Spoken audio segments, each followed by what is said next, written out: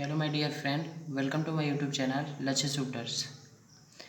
आज मैं chapter class 10 का जीव जनन कैसे करते हैं पार्ट नंबर 5 पढ़ाने जा रहा हूँ।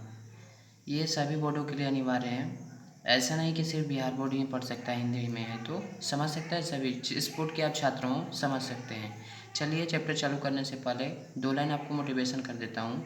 इज्जत, मोहब्बत, तारीफ और दुआ मांगी नहीं कमाई जाती है। यानी याद रखिएगा, इज्जत, मोहब्बत, तारीफ और दुआ किसी से मांग नहीं सकते हैं बल्कि कमा सकते हैं। तो चलिए हम लोग आज चैप्टर को स्टार्ट करते हैं। कारण यही चैप्टर हमारा थोड़ा बड़ा हो जाएगा, ये इस पार्ट में पार्ट नंबर 5 थोड़ा बड़ा होगा।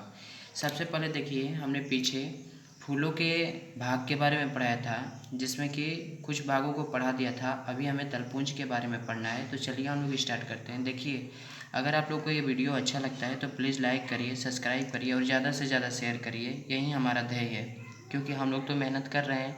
ठीक है, हम लोग उतना अच्छे से नहीं दिखा पाते हैं, लेकिन कोशिश करते हैं कि आप लोग को अच्छा से अच्छा दिखाएं। दूसरा चीज़, जो हम लोग पॉइंट दे रहे हैं वो एग्ज़ाम में के व्यू से बहुत सटीक आता है।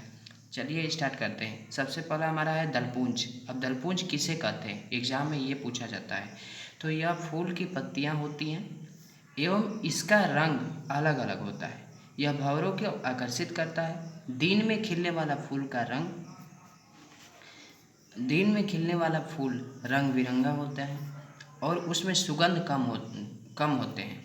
रात में खिलने वाले फूल सफ़ेद होते हैं और इसमें सुगंध ज़्यादा होता है। देखिए यहाँ पे कहने का मतलब क्या है, दलपुंज किसे कहते हैं, तो यह फूल की पत्तियाँ होती है। यानी जो दलपुंज है यह फूल की पत्ती है।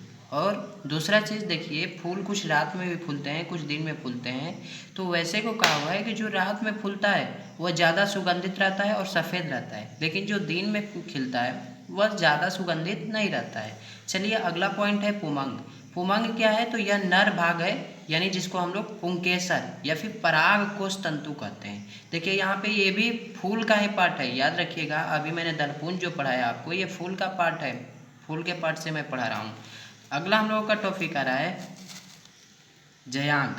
यह मादा भाग है, स्त्री केसर वर्तिकाग्र वर्तिका अंडा से। देखिए यहाँ पे एक पॉइंट ध्यान रखिएगा, हमने कहा जयांग। जयांग किसे कहते हैं, अगर ये सवाल में पूछा जाता है तो ये बताइए जाएगा कि पुष्प का मादा भाग है। अगर ये पूछा जाता है कि वो मादा भाग कौन कौन सा है, तो यहाँ पे बता दीजिएगा स्त्री केसर, वर्तिकाग्र हो गया, वर्तिका हो गया और अंडा से हो गया। चलिए अभी थोड़ा लंबा वीडियो चलेगा, आगे आते हैं हम लोग। सॉरी, यहाँ पे देखिए परागण। परागण किसे कहते हैं, तब परागकण पराग कोश से निकलकर वर्तिकाग्र तक पहुँचना परागण कहलाता है। देखिए यहाँ पे आपको ध्यान देने वाला चीज़ है कि हमने जो भी पढ़ाया है एक्चुअली पॉइंट वाइज पॉइंट बताया है। अगर आप जैसे मैं पढ़ा रहा हूँ वैसे एग्जाम में लिख देते हैं तो आपका 100/100 नंबर मिलेगा, ये मेरा पूर्ण गारंटी है। परागकण किसे कहते हैं, तो परागकण पराग कोश से निकलकर वर्तिकाग्र तक पहुंचना परागण कहलाता है। ठीक है, अब देखिए यहाँ पे परागण 2 प्रकार के होते हैं। पहला हमारा होता है स्वपरागण और दूसरा होता है पर परागण। दोनों को देख लेते हैं डिटेल से। स्वपरागण किसे कहते हैं, तो एक ही पेड़ से परागण की क्रिया होती है। यानी देखिए यहाँ पे ध्यान देने वाली बात यह है कि ये एक ही पेड़ रहेगा, जो स्वपरागण होगा वो एक ही पेड़ रहेगा, और पर परागण एक पेड़ से दूसरे पेड़ में परागण की क्रिया होती है। यानी पर परागण किसे कहते हैं, तो एक पेड़ से दूसरे पेड़ में परागण की क्रिया को पर परागण कहते हैं।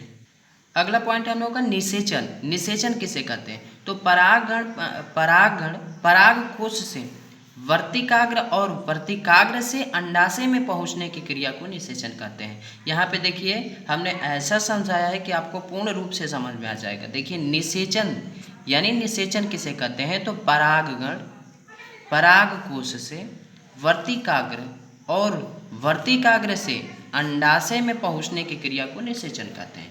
अब देखिए यहाँ पे हमने लिखा हुआ है परागण। परागण वर्तिकाग्र में होता है। अगर कोई ये पूछे आपसे कि परागण होता कहाँ पे है, तो बताइएगा वर्तिकाग्र में होता है। निषेचन अंडाशय में होता है। यानी जाहिर सी बात है, निषेचन बेबीज का निषेचन कहाँ होगा, अंडाशय में होगा। और निषेचन भ्रूण या भ्रूण कोण बनाता है। अब देखिए यहाँ पे एक पॉइंट ध्यान देने वाली है कि निषेचन क्या बनाता है, तो आप लोग कह सकते हैं कि निषेचन भ्रूण या फिर भ्रूण कोण बनाता है। पुष्प में 3 अंडा रहते हैं। देखिए यहाँ पे ध्यान देने वाली पॉइंट है, ये आपसे ऑब्जेक्टिव में पूछा जा सकता है, वीवीआई में पूछा जा सकता है कि फूल में कुल कितने अंडे होते हैं। तो फूल में टोटल 3 अंडे होते हैं। यही हमारा आज का वीडियो समाप्त होता है। Thanks for watching this video. हमने ऑलरेडी आपको पहले का वीडियो दे चुके हैं, इस वीडियो को जाएं देखें, लाइक करें, शेयर करें और सब्सक्राइब जरूर करें। धन्यवाद। मिलते हैं अगले वीडियो में, तब तक के लिए जय हिंद, जय भारत।